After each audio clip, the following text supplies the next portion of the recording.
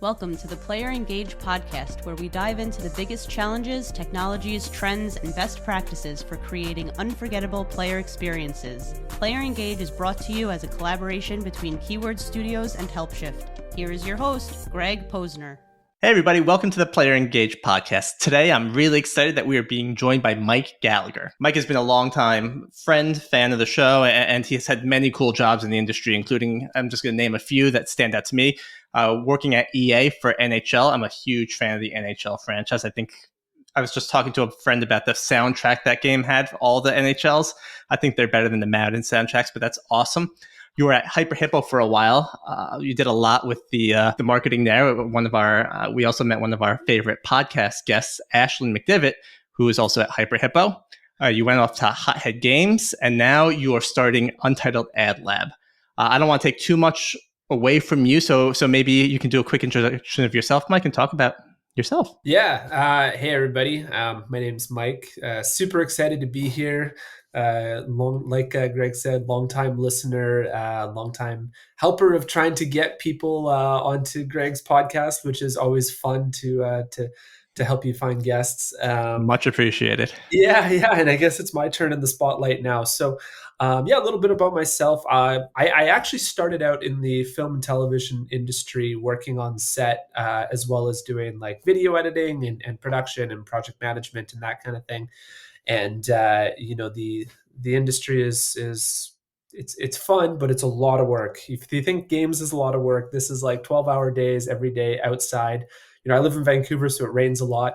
So we're under rain towers, because the rain doesn't show up on camera, so they just pump fake rain over top of you. And I was kind of like, you know what, I'm kind of done with this. I'm done being cold in the Canadian winters, and wet. And so I went back to school, pivoted, and landed in the community side of the entertainment industry. Funny enough, back in film. But it wasn't long before I pivoted into games, which is kind of what we're here to talk about, and kind of where my career and my focus has kind of been for the last, I guess 7 years or so. Yeah, it's been a blast. We've done a lot of really cool stuff. Working on, like you said, the NHL franchise at EA, as well as the UFC franchise, actually was a lot of fun. I got a call from my old manager who went back to EA, and she said, "Hey, I know you're a hockey fan. You want to come work on the game?" And it's pretty hard to turn down the opportunity to work on one of your like pivotal child franchises that you followed, growing up and playing. So that kind of got me into games, and I've never really looked back since. I'm a longtime hockey fan, and strangely enough, I'm a Colorado Avalanche fan. So I feel like there used to be a little bit of a rivalry there, and I feel like we bested you more often than not. So that's how this is going to go down. That's how we're going to start this interview. I mean, it's kind of coming back, right? Because we have Makar versus Hughes right now in the race for defenseman points race. So, obviously I'm Team Hughes, but Makar is a pretty good little player. It's a fun time to be a hockey fan. I feel like it's starting to get some momentum here, and hopefully start, at least in the States here, NBA is significantly larger, but I feel like the NHL is starting to make a dent here. So we could all hope. Yep. It's funny. You mentioned cinema movies, right? And we've spoken to a number of different companies, all based out of the Canada region. Some in Ottawa, Tim from Hothead, right? Seems like a lot of people in Canada kind of find their start in the movies industry. I guess Canada is really known for their animation. Is that a fair statement to make? I think it's pretty fair. I mean, they call Vancouver Hollywood North, right? A lot of big budget productions come up here. There's a lot of really good tax credits and incentives to bring studios up here to hire our crews. And especially in Vancouver. I'm not sure about Ottawa. I know Toronto and Calgary have a pretty big scene. Like the Last of Us series was just filmed in I think it was Calgary. It was somewhere. I think it was around Alberta, but in Calgary, and for myself, like just working in Vancouver, some of the, not to name drop, but some of the films that I worked on was like The Watchmen, the Twilight series, Tron, The Killing. God, what else? Tons of stuff. Like so much stuff has been Cabin in the Woods. So much stuff has been filmed here that I've got to work on, and it's a lot of, big high budget productions. And honestly, it's because of the tax credits, right? The government is really trying to push to try to bring these productions up. You see that with in games as well too, with a lot of like the tax credits like Shred and stuff like that, to try to incentivize people to bring up these crews and hire Canadian crews, which is great for the industry, and it's really started to kind of take off, and now we've got this booming industry. And you're right. I also think that a lot of people who don't have very good work ethics should do 1 week at least working on a film set, and they will learn a lot about what it means to actually work and work hard, because you don't stop for 15 hours. It's a lot of fun. It's very creative, but it's hard work. It's hard work. Yes, I've known a few people in the industry, and then you don't really get to see them anymore. And then they also don't like movies anymore. So one of the questions I always like to ask people are people that work in video games. Mike, do you still game? Are you a gamer? And what would be the normal game that you pick up if you were? Oh yeah, I am. I'm a big RPG fan. I'm actually playing Sea of Stars right now. I just finished. What did I finish before it? Final Fantasy 16, Hogwarts Legacy, and oh my god, what was the other one? Something else. Those were my we just had a baby, so these were my, while I'm waiting to feed my baby for the 12 o'clock feed when she's asleep on the couch, these were the games I would play for a couple hours while my wife was getting some sleep. But yeah, I do. I try to put in at least a couple hours every day, but I am not a multiplayer player. I do not have those fast twitch muscles. I cannot keep up with the little 14-year-olds who are just destroying people, in Call of Duty. That is not me. I can't do it. I know my limit and I play within it. There you go. It's important to know that. And I think the downtime you had between feedings, I was in a similar boat, is probably the best video gaming time I had, because I had peace and quiet. I was just by myself and was able to do what I Yeah. needed to do. And then your kids get older. I won't spoil that part for you. Yeah. Wow. How did you, I mean, you talked about working in marketing in movies, but how did you actually make that transition into gaming? I mean, was it, can you tell that story? Like, did you see you said your old boss called you, but were you looking at that point, or was it more of a Yeah. right time? Yeah, it was a bit of both. I had worked at a PR agency running their social team before that, or earlier on when I came out of school, and really enjoyed it. Got to work in, like I said, work on PR and community development for film and television. Like we ran the Vancouver International Film Festival, Whistler Film Festival, a couple local radio stations. My okay, I'll tell you one funny anecdote. My claim to fame when I was working in this agency was I was live tweeting as Shannon Tweed for the Shannon Tweed show or whatever. Who is if you don't know, that's Gene Simmons from Gene Simmons Family Jewel's wife. Her and her daughter had their own show. I was Shannon Tweed on Twitter for a while. Nice. Congratulations. You got to learn to deal with all the different toxic people in the world. Oh, I never had to respond to anybody. I just had to live tweet, so that wasn't that All bad. right. But yeah, so I did that for a while. Kind of got into tech, bombed around a little bit, trying some different industries. Had a couple jobs, and my manager, who I worked with at this tech company, she had previously been an EA employee. She had gone back to EA. I reached out. I said, "Hey, I'm starting to look for something new.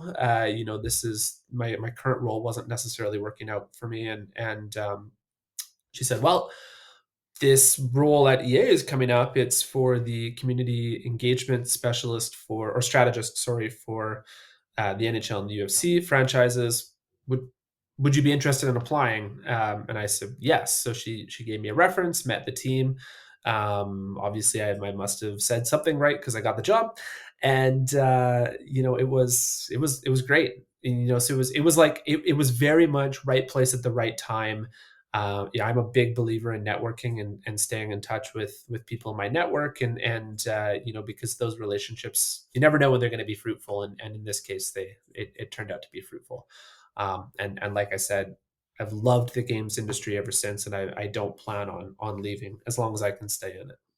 I feel that. And I think networking is a skill that I learned later in life that I wish I knew to utilize more when I was younger. And for anyone listening, like, reach out to someone you worked with a few years ago. Most people aren't going to bite when you reach back out to them. And the power of networking is so strong, and you get so much more visibility of what's happening, especially in the gaming industry, right? Because from what I've heard, right, I'm newer to it, but it's not the largest of industries, and everyone kind of knows everyone to a degree. So making sure you know everyone, how you can help people, I think is an essential thing, especially when you're going to be in Mike's position. When we talk about Untitled, yeah, let's just call it Untitled. So when we talk about Untitled, it'd be even more important to understand why the networking is important. So I think that's a very important skill to have. So from there, right, you were at EA, then you eventually made that move over to HyperHippo, which is known for their idle games. What was your kind of, I'm just looking at the different things, roles you had there at LinkedIn, right? Like, you must have had a lot of cool creative freedom there, right? I mean, this seems like it was maybe your jump into the marketing side of gaming, right? I want to say, add on to one thing you said though. So you mentioned the gaming is a small industry. It's small and feels small in people's eyes because it feels like a family. But the games industry itself is bigger than film and television and the music industry combined when it comes to actual like value. So it's a small big industry. So it's really cool. HyperHippo was interesting. So when I was first brought in, in their director and player experience role. They didn't really have a large team. It was a lot of customer support. We had a social media manager. We didn't have any design resources or anything like that. And they said, "Hey, we got to build this thing up. You know, we believe in community. We believe in telling stories and kind of bringing our games to life. We have a healthy audience. What can we do? Go." And so, it was a big challenge. It was a big job. It's really hard to prove the value of community work and player experience work because it doesn't always drive the bottom line, or there's no tangible way to say, this social engagement drove X number of dollars of revenue, right? It's just not really possible, especially back then. We're getting there. There's tools now that we can use that are getting there, that are helping us, provide more value and track that value. But back then it was like the wild, wild west. We kind of had carte blanche to do whatever we wanted. We really started to grow that team out. We were looking at this idle game, Adventure Capitalist, and we were saying, what can we do with this? The audience was great. The character was strong. It was iconic. He looks like the Monopoly Man. On the flip side, we have another game called Adventure Communist, with this classic, hardworking guy who works in the fields and is all about equal share, right? What we saw with that audience is they were like fake cosplaying with each other on the comment section. So they would speak in like, and sorry for all of the Russian people listening to this, but they would speak in like a fake Russian accent, basically, and type in like this fake Russian accent. And, we thought, well, we can play off this, right? We had these two opposing characters, right? We had the capitalist, we had the communist. And we thought, like, well, what can we do with these? We can play these audiences against each other. And so we kind of leaned into the way the audiences were, engaging with each other and themselves. And we said, like, let's do like a communist takeover on the capitalist page. Like, let's do communist propaganda that's like populating onto this capitalist page is kind of, from a marketing standpoint, it's like cross promotion, but from like a character and storytelling standpoint, it really starts to like bring the world together, right? And so we got to play and lean into a lot of these really fun ideas that we could bring to life. And so with that, we saw some success and we're able to do cartoons, paneled cartoons, animated cartoons, that kind of thing. The audience just kind of kept eating it up, and we were able to, build a bigger team, better team. When we went from, I think when I started, there was 5 of us, and by the time I left, the team was around 20 people strong. This was through the height of COVID, obviously. So, the games industry was very, very strong then as well too. Unfortunately, since I think it was in the last year or so, HyperHippo's gone through some layoffs, which is unfortunate. And anybody listening out here looking for good marketing artists, the team was unreal, and I fully recommend anybody who was there. But it was great. And so, by the end of it, I was basically running a majority of the marketing efforts that were not associated with paid marketing. We had a UA team. They ran all the UA stuff. Our little internal agency that we had kind of built built a lot of their UA ads, but for the most part, that was kind of the separation was we were doing everything organic, all the community stuff, all the art pieces. They were taking on all of the paid side of things. I'm guessing this was new to you. A lot of this was new experience to you. Like, how do you, or maybe not based on your reaction, but like, how do you start processing this? Like, taking even a look at the audience, understanding the capitalist looks like or the capitalists and the communists are bickering back and forth, right? Like, how do you identify that? I'm a big believer in being player first. I think these channels are set up to be one to many when you're communicating, but the people who are managing them should be one to few or one to one. And so we were in there moderating, talking with everybody. That was one of the big things that I wanted to do as soon as we started was everybody who was talking to us, spending the time to comment on something or get involved with the conversation. I wanted to make sure that we had somebody spending equal amounts of time going back and responding to everybody. And so what we would do is we would set up, it's usual thing we do like monthly reports and stuff like that. But what we started to see was like this trend of when we were looking at the comments, people on Adventure Communist were always kind of talking in this way, right? Whereas with Adventure Capitalist, anything that was kind of leaning into excess wealth, or making exuberant amounts of money, people loved. And I'm not talking about saying, hey, we made trillions of dollars. It would have to be ridiculous, right? We'd be like, oh yeah, today we made $1 quadrillion. I want to know what a quadrillionaire looks like. Well, or what a quadrillionaire's house looks like. Well, it's not like some chateau in France. It's like some diamond moon crested thing on Mars. You know what I mean? And so we had the ability to just lean into these extremes because we got to play in a world of extremes. Which was a lot of fun. That does sound awesome. So you kind of learned this whole creative side and started embracing it from HyperHippo. Then you made your move over to Hothead, where you also introduced us to Tim, another great guest we had. Thank you for that.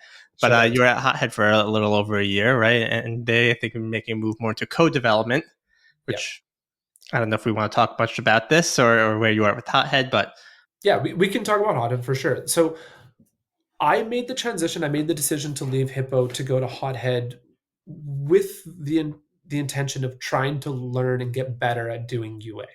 Right, that was one of the skill sets that I wasn't really getting when I was working at Hippo, just because we had a really great team. The team there was awesome. I wanted to make sure I was expanding my learning. So when I went to Hothead, it was with that in mind. We did it, for the first 6 or 7 months or so. We were trying to soft launch and scale a game called Turbulence Tycoon. Unfortunately, we couldn't get the metrics quite right. We were coming out of COVID, so the industry wasn't in the best place. This is also post IDFA, so we're not able to really do what you could do before the big update with iOS 14, which meant that we were struggling, right? The game retention metrics weren't quite there. The ROAS metrics weren't quite there. They weren't bad, but they weren't great. So we decided to cancel the game. We decided to look through our portfolio to see what other kind of older pieces they had within their archives that we could try to work with other publishers for. And so we did a lot of work with Voodoo to get Super Hit Baseball up and off the ground and kind of republished. We did some work with Skills to do a couple other little games. And during that time, they decided that they needed to figure out new revenue streams. And so they went into co-development, which, like you mentioned, and developing for other people. And so what that meant for us was pivoting away from a very, B2C, like, I guess, business model and going more towards B2B, right? I am definitely a B2C person. And so, but I've got B2B background. And so I helped them redo their entire marketing funnel to be B2B, right? Essentially, I ended up working myself out of a job because they were doing sales pipeline stuff, and we built all the pipeline, and we built all of the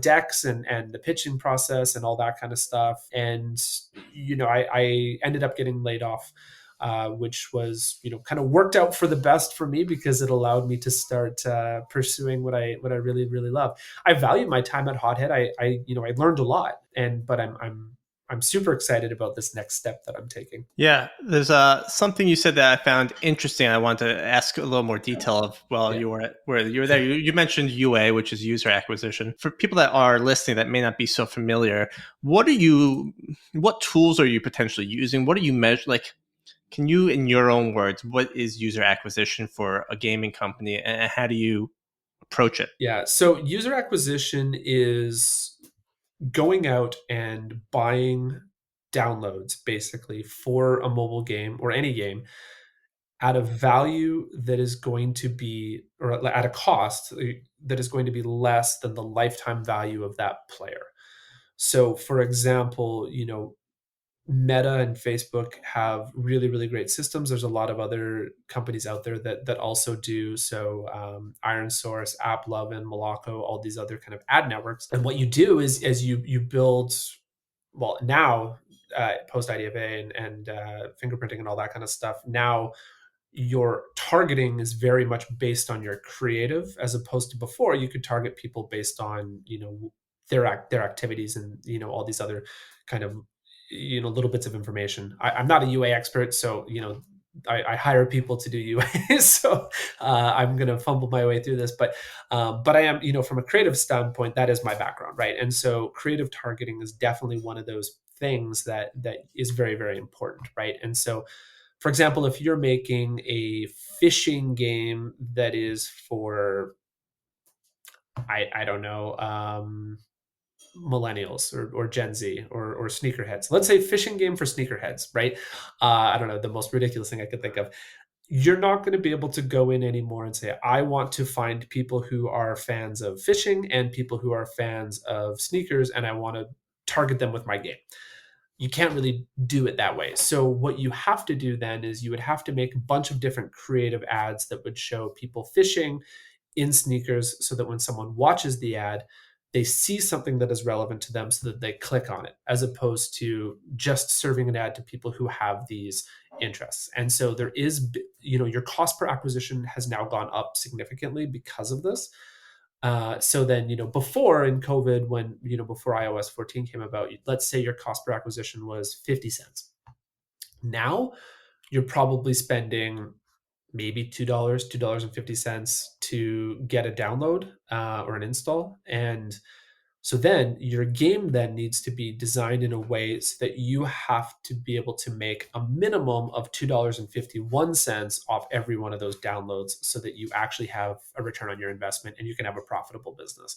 And so user acquisition is that entire funnel, right? It's getting the player, creating the creative, finding doing all the targeting, managing the spend, and then making sure that everyone that you're actually getting into your game is profitable within a set period of time. It's a great breakdown of UA. As I've been doing more of these interviews, I'm learning about like the marketing side now. Last week, I learned more about kind of the game development. It's interesting to kind of hear how all these things connect and how it's working. So, in your world, right, you've done all this now, and unfortunately, right, you were part of the layoffs at Hothead, which the whole gaming industry is going through this crisis. We'd like to think we're at the tail end of it, but we'll see as it goes on. And you decide to pursue your own dreams, your own next steps. So how did that process go down in your head? Yeah, so it was actually kind of interesting. I was doing some PR for Hothead. Well, first of all, this is something I've always wanted to do. It's always been in the back of my mind that I wanted to start my own business. And so I've just always kind of been a bit nervous to pull the trigger. It's a big decision. It's a big step. And I did some PR for Hothead. We got some coverage on Deconstructor of Fun. Tim did a podcast with Mishka, which was, really, really great.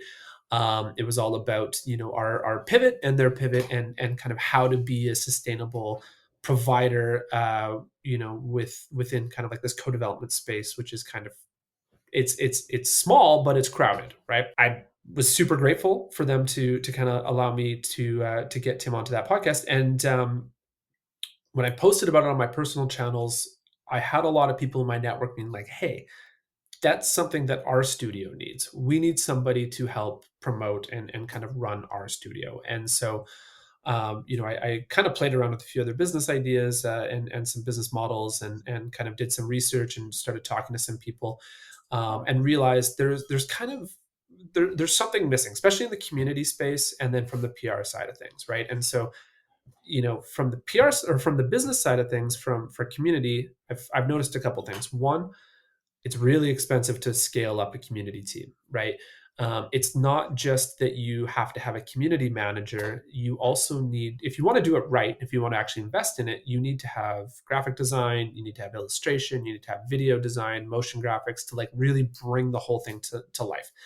And then you still need someone who's going to have the time to go through and moderate your communities and make sure that your community is being, being taken care of, right? Because I really, really believe that anyone who spends the time talking to you should have a response. So, those are the two problems. One, scalability. The other one is cost, right?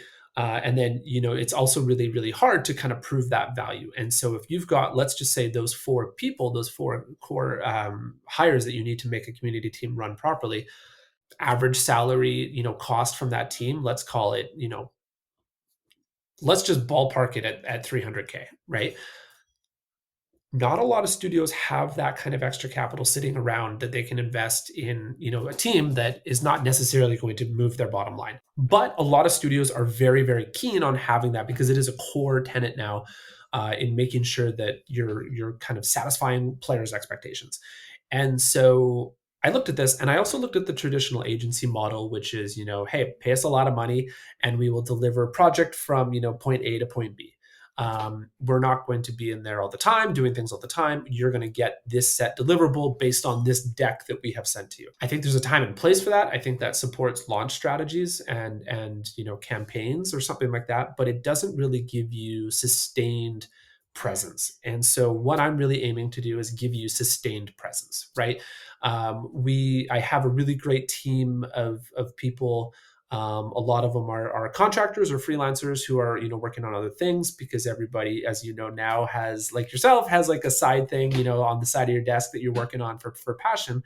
I've been really lucky to be able to build a team of people who are really, really interested in doing that. And so what that allows me to do is kind of build you that core team, that fractional team that can be a sustained presence in your communities for a fraction of the price that you would pay for hiring somebody.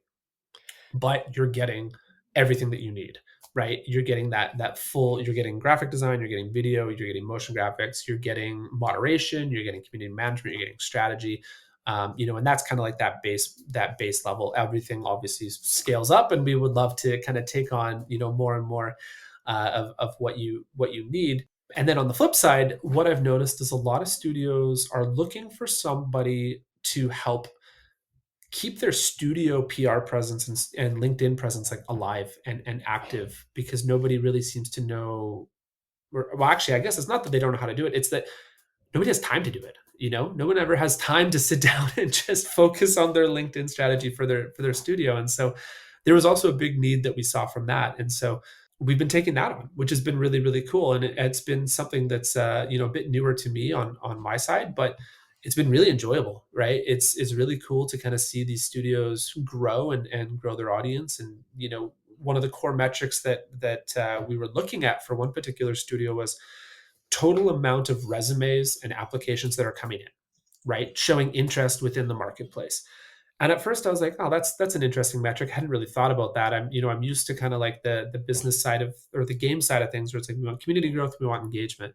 And they're like, no, we want to make sure that we're setting ourselves up for success long-term and making sure we have a healthy pipeline of people that are following us. And I was like, that's really interesting. And so, I'm working with this one studio, Original Games, and the feedback that I got was, since we started doing the work, our general applications have gone up significantly, which shows that it is working. We are getting in front of the right people, and we are helping them grow kind of that backlog of people who want to work with them for when it comes time to scale. And so, all of this to say, I'm really passionate about what I'm doing, and I'm really excited to be launching Untitled.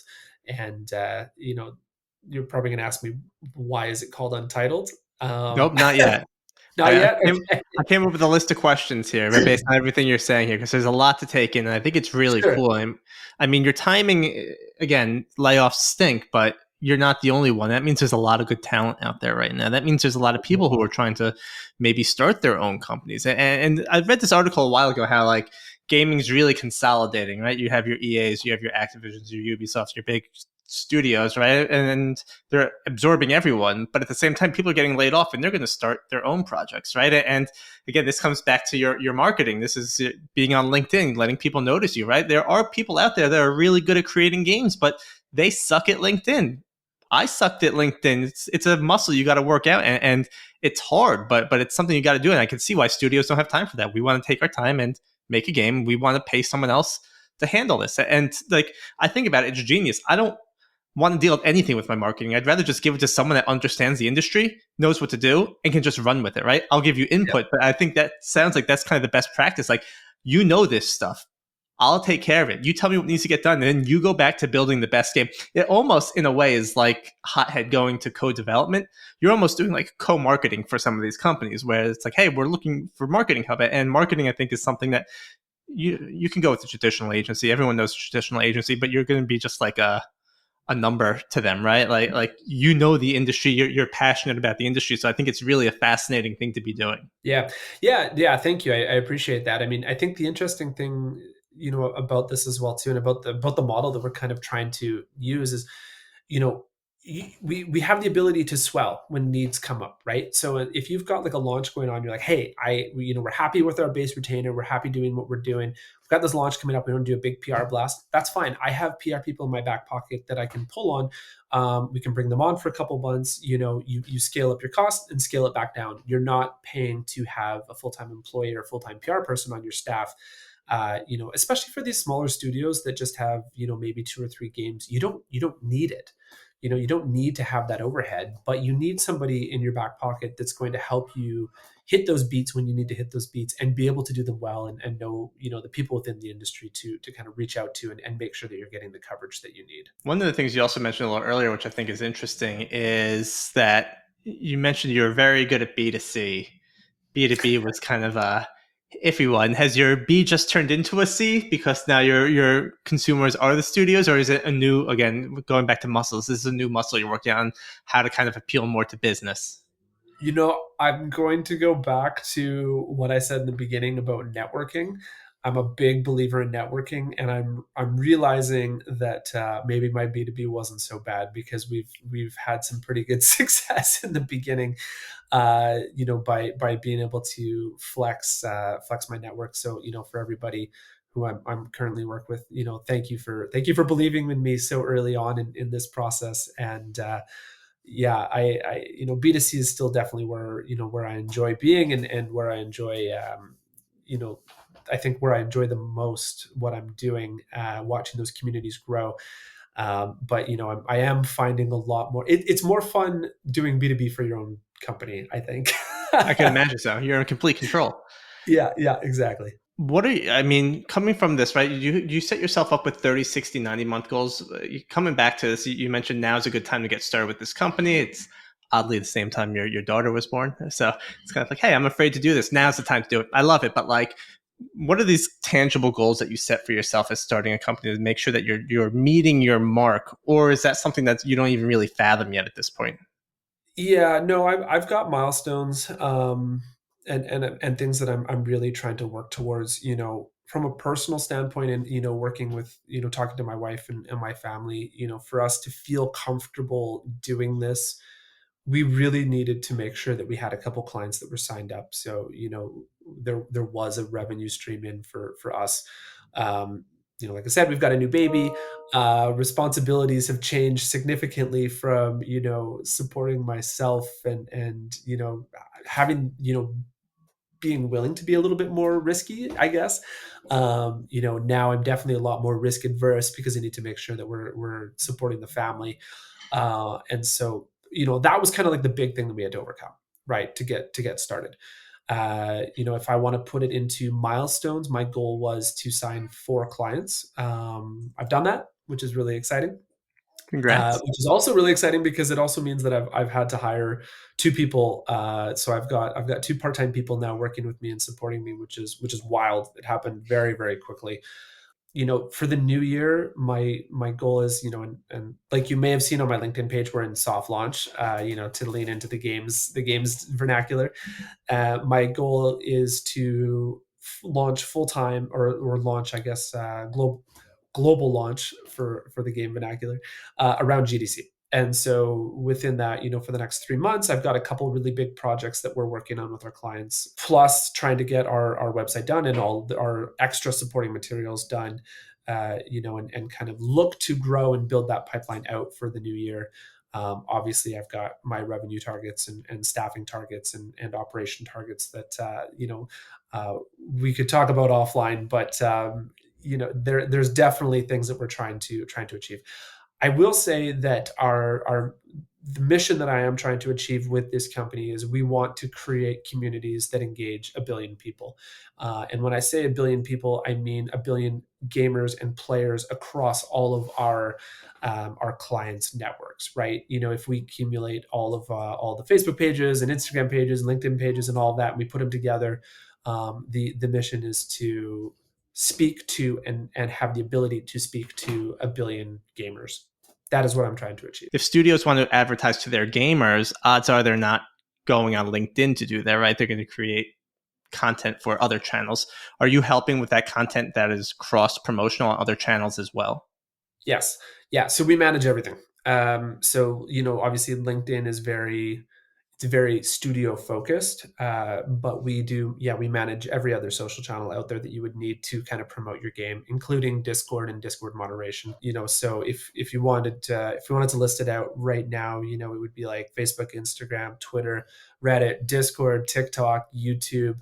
Looking at doing creator stuff on Twitch. We're also doing live streaming. I've got a guy that I work with who's a great live streamer, and we're doing that as well too. So basically, anything that you would need across the full channel spectrum and content spectrum for keeping your games channels, or any channel really, alive and active, we have the ability to do that. I've got illustrators, animators, 2D and 3D, people who can capture gameplay in Unreal and in Unity, multi-channel live streaming, like I said, moderators, community managers, copywriters, script writers, everything. Like we're ready to go, right? Like, and we're eager to dive into some cool projects. So you're in soft launch 2024, you'll go into global launch. I'm going to make a joke here that's not funny, but is that why it's untitled? Is it just not ready to go yet? Well, why untitled? Yeah, so because I, I I guess you could call us the no-name brand of agencies within the community space.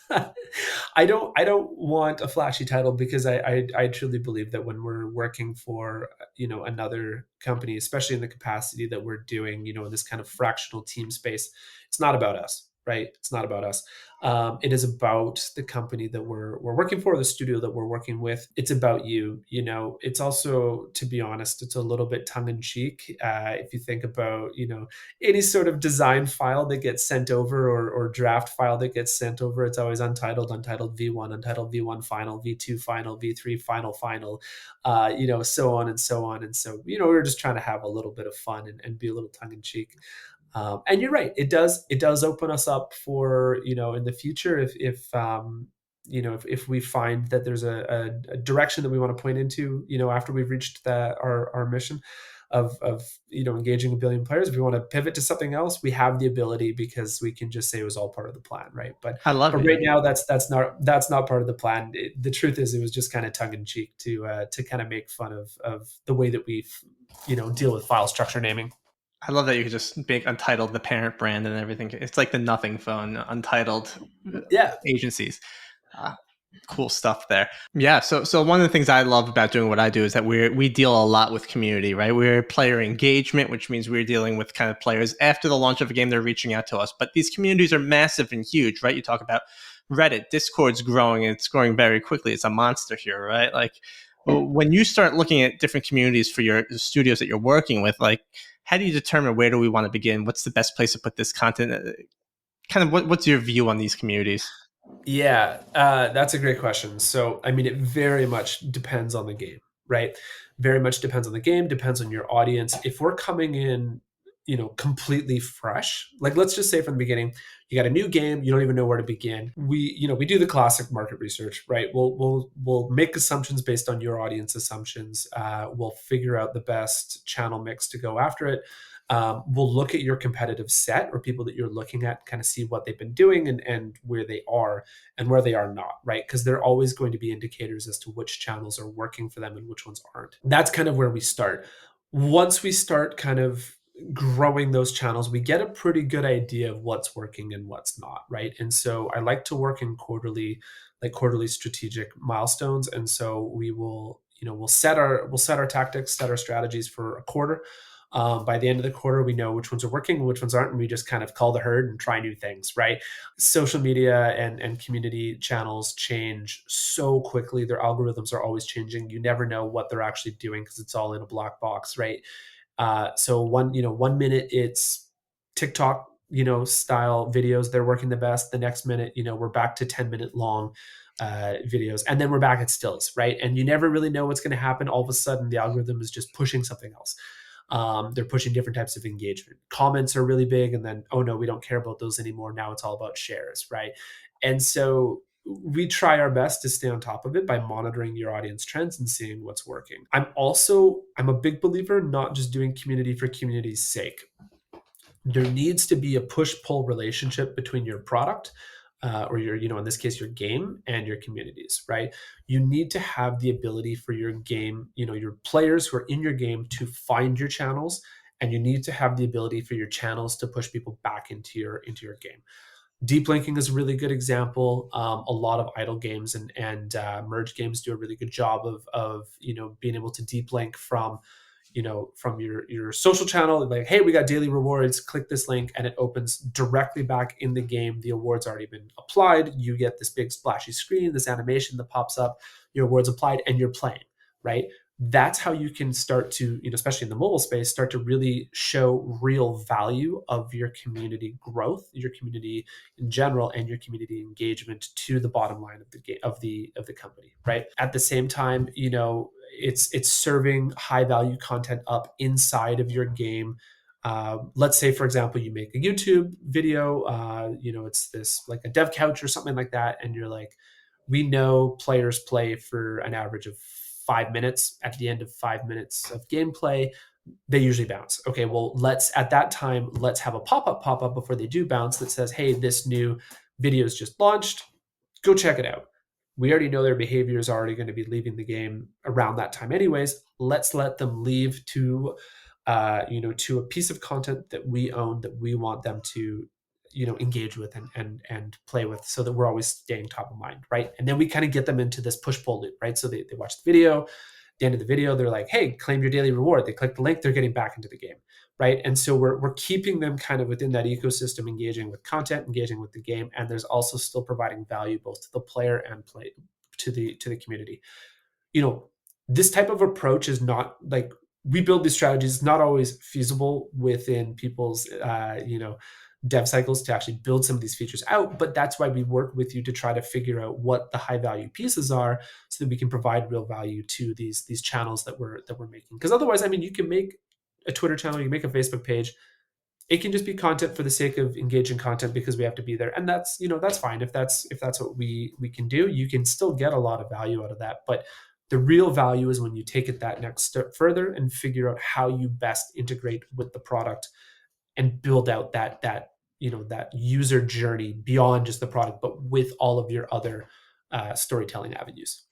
It's fascinating to hear. It's kind of like the carrot always dangling at the end of the stick that you're always chasing. But the thing that comes to mind for me, and this is a question, I don't know the answer, but does this fall under live ops? Because it's ways to kind of keep people live in the game. Just kind of, I know live ops is more like event based, but like leaving a game is an event.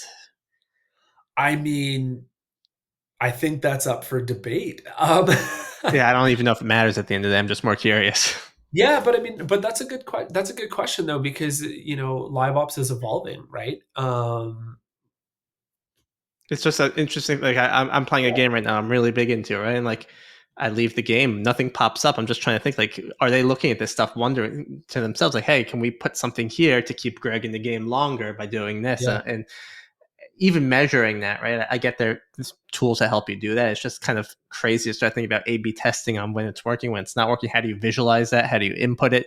Obviously, it's not just a simple install. You need development help. You need your engineers to go out and do it. But there's a lot of cool stuff out there. Yeah, and it's evolving so quickly.